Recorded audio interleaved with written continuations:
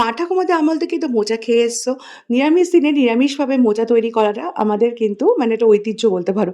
বাঙালি বাড়িতে তো হবেই হবে।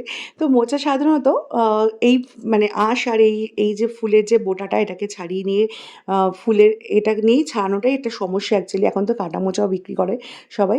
তো যাই হোক ওই আঁশটা আর ওই মোটা ওই যে ফুলের মতো ডান্ডিটা ওটাকে ছাড়িয়ে মোচাটাকে ছোট, ছোট করে কেটে নেব।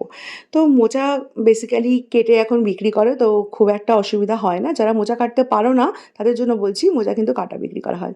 মোচাটা কাটা হয়ে গেলে এটাকে একটু সামান্য নুন আর হলুদ দিয়ে গরম জলে একটু ফুটিয়ে নেব। মানে ওই সেদ্ধ করব না, সেদ্ধ করার আগের স্টেজ বলতে পারো।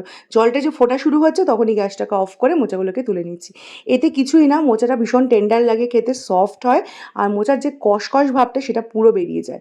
এবার সর্ষের তেল গরম করে একটু নুন হলুদ দিয়ে আলুটাকে ভালো করে ভাজবো, যেভাবে আলু ভাজে আর কি। একদম 80% কিন্তু আলুটাকে এখানেই ভেজে নেব। আলুটাকে তোলা হয়ে গেলে একটু সামান্য হাফ টিস্পুনের মতো গোটা জিরে ফোড়ন দিয়ে দেবো 1 কাপের মতো নারকেল কোড়ানো। নারকেলটা অপশন, যদি না থাকে স্কিপ করতে পারো। এবার দিয়ে দেবো 1 কাপের মতো ছোলা। ছোলাটা সেদ্ধ দিচ্ছি না, কাঁচা বলে প্রথমে দিচ্ছি। এবার বেসিক গুঁড়ো মশলা, ধনে গুঁড়ো, জিরে গুঁড়ো, লঙ্কার গুঁড়ো, কাশ্মীরি লঙ্কার গুঁড়ো আর তার সাথে দেবো আর তার সঙ্গে হাফ কাপের মতো টক দই। মোচাতে টমেটো, আদা, কাঁচা লঙ্কা এগুলো তো তোমরা দিয়ে করেই থেকেছো, কিন্তু কখনো এভাবে টক দই দিয়ে করে দেখো, আশা করি তোমাদের কিন্তু খেতে ভীষণই ভালো লাগবে। গরমের দিনে এক্সেলেন্ট লাগে। তারপর কাঁচা লঙ্কা দিয়ে নেড়েচেড়ে একটু ঢেকে দিচ্ছি। মোচা থেকে জলটাকে বার হতে দেবো। মোচা থেকে দেখো কতখানি জল ছেড়েছে, যেহেতু ভাপিয়ে করেছি না ওই জন্য একদম জলটা ছাড়লো।